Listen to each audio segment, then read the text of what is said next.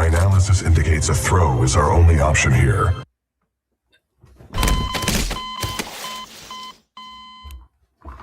I know I said I would use a different room for my background for a video, and I just cleaned up my room and stopped using my comforter as a background. So, yeah. This is my second take, and I'm actually kind of pissed that I had to do this. It was like lagging for some reason, like genuinely like 4 frames per second, and the audio was like way ahead. It was insane. So we're doing another take, and the internet is a pretty useful place where you can see some pretty useful things, but it's also a place where you can see some very not useful things, like misinformation. Media literacy isn't nearly as good as it should be because regular literacy isn't nearly as good as it should be. But don't worry, guys. I'm literate. Everyone else except for me. That was my impression of a flat earther. Now, because of the public's poor literacy, a lot of stupid misinformation can be put online, like flat Earth. There are a lot of dumb conspiracies, like flat Earth conspiracies, vaccine conspiracies, electric universe conspiracies, and the topic of today's video, the whole idea where if the atoms align just right, then you can clip through walls. And that's just not true at all. It's not true because it is observably false, and also it's literally impossible. With that said, let's get into the mere fact that your stuff doesn't happen. Yo, guys, check this out.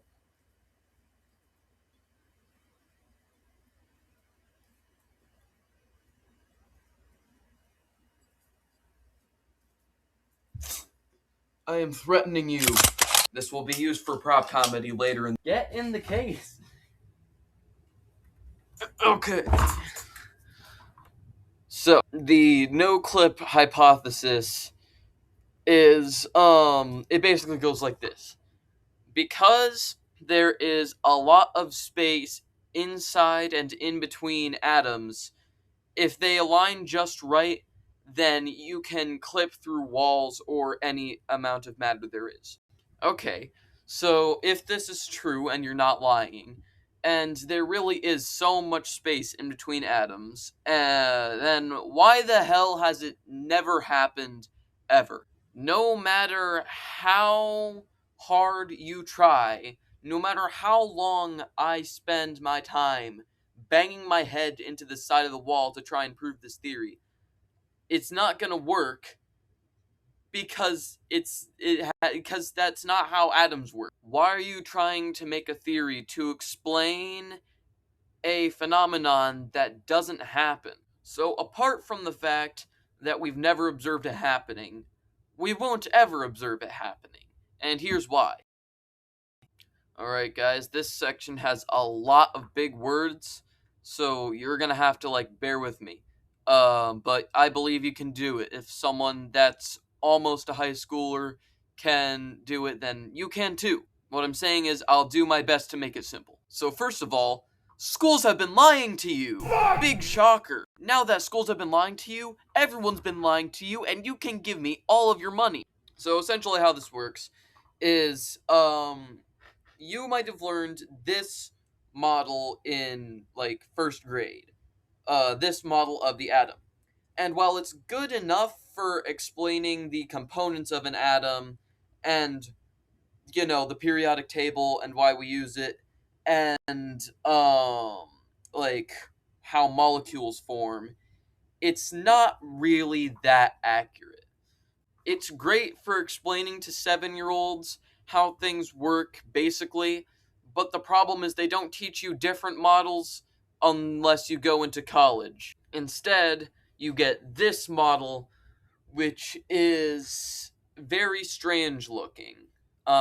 Basically, what this represents is not the path where the electron is going on, it's the area where the electron is most likely to be. And the reason we do this is because electrons, we don't know exactly where they are going to be. They move really, really quickly, and the fact that they exist as a particle and a wave makes it impossible to calculate an exact trajectory. Now, Caden, what do you mean that electrons are a particle and a wave? I thought it was only a particle. Well, you see, so there was this thing called the double slit experiment, and you might not trust the double slit experiment because people use it to spread misinformation online about how you can manifest reality or something, but that's because they're deliberately misinterpreting it. All that it proved is that things like light and electrons exist as a wave and as a particle by observing or measuring a photon or an electron.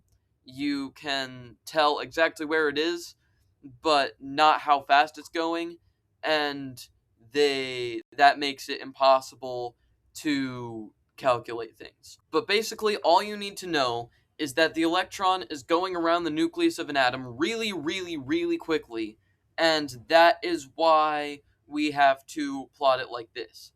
Now, because it's going so quickly, it functionally becomes this sort of like bubble around the atom, and because electrons are negatively charged, when you get two of these negatively charged bubbles, they repel each other because they have the same charge. This means that when you put these two together, they go away instantly, almost, and that means that atoms cannot touch. But wait, what about gravity? Well, you see, the electromagnetic force is really, really strong, and the gravitational force is millions of times weaker. You want to know how I know this? Let's go ahead and jump for a second. Let's all do 15 jumping jacks.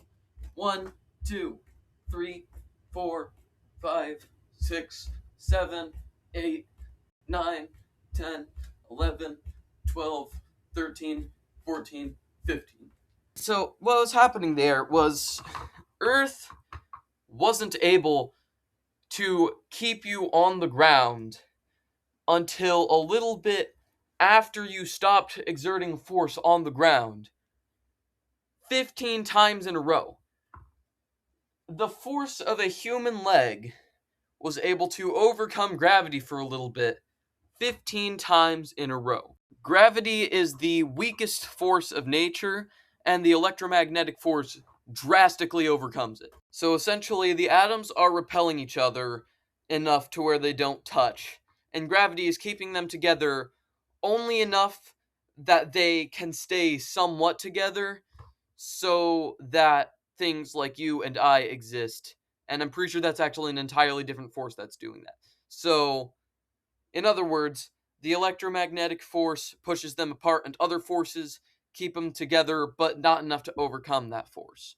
This is also a great time to mention how a lot of vocabulary words are used to, are abused to push other conspiracies. There's one major conspiracy called quantum mysticism, where people will use words like quantum to say that, like, well, quantum is a difficult concept to understand, which is true, so it's magic, which is not true. But they don't say it's magic, they just use it that way. It very quickly goes from, this is a difficult thing to understand, to, therefore, I can use this difficult thing to make anything magic if I explain it using this term.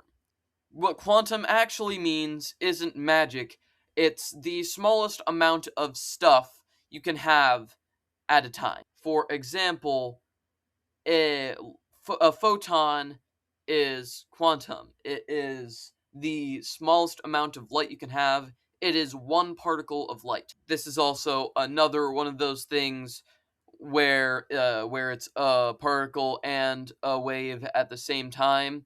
As a particle, it's massless and chargeless, and as a wave, when it bounces off of something, depending on the frequency of that wave, it's a different color. This brings me swiftly into my next point. People don't understand what frequency means and use it in a similar way to quantum, which is the worst. It's even worse with frequency, because frequency isn't even that hard to understand. It doesn't mean magic. You can't, like, frequency this, frequency that. It's the amount of cycles per unit of time. One way we measure frequency is with hertz. It is the amount of cycles per second. For example, the amount of hertz in the sound wave with the sound effect is 1000 hertz. It's a 1000 hertz wave. Finally, I might have mentioned something about the double slit experiment earlier, and a lot of people will use it to talk about how you can manifest reality, which is just not true. All that double slit proved is wave-particle duality, or that thing where some particles are also waves at the same time, and they exhibit properties of both. But yeah, long story short, it's not, atoms can't touch, ever. They don't touch, ever, and this has never happened, ever. But wait, it somehow gets even stupider. Remember 5 seconds ago when I said that atoms can't touch? Well, a lot of people are stupid and say stupid things. They make the thing where atoms can't touch into you haven't touched anything, which is technically true, but if I slap you in the face, then I did slap you in the face. Like, yeah, atoms don't touch, but it does not therefore follow that I've never touched anything, and therefore, Your Honor, I did not kill him. Even though there is obviously a corpse right the fuck there. Double kill. Like, you did kill him. It doesn't matter if, the atoms didn't quite align right, and I didn't actually touch the knife, and the knife didn't actually touch him. He just did that for real. At a macroscopic scale, touching things is entirely differently than at an atomic scale. The bad part about this isn't even the fact that people will believe one thing and people will believe the other thing. It's that people will believe both at the same time. Let's bring it back to the fact that we can't read anymore. If I were a small child and heard that you can clip through walls, I wouldn't fact check it and go, can I really do that? And then start learning about the electromagnetic force. No, I'm just gonna go, oh my gosh, I have superpowers, and then leave it at that. The thing is, some fully grown adults will start thinking, oh my gosh, I have superpowers too. Or worse, they'll take advantage of the fact that people think that way and try and sell you something. The moral of the story is that this conspiracy theory is stupid, and that if you hear something online, the more insane that it sounds, the more you should Google it. This whole thing was so easily Googleable that it was very easy to find resources that said, yeah, no, atoms don't touch. And you don't even have to think to go like, oh yeah, that doesn't mean I'm not touching this flashlight right now. You don't even need to Google things to go like, did I touch this thing? No. It's very easy to type something into a search browser just so that you can find something that's true and then use critical thinking from there, such as like, oh, yeah, no, I did actually slap you. And I'm not going to make the argument that the atoms didn't touch because that's a stupid thing to do.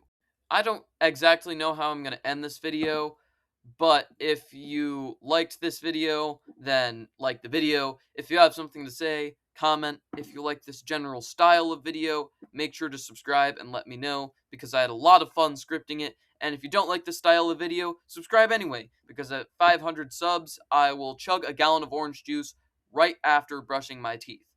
But that's about it. Have a good day.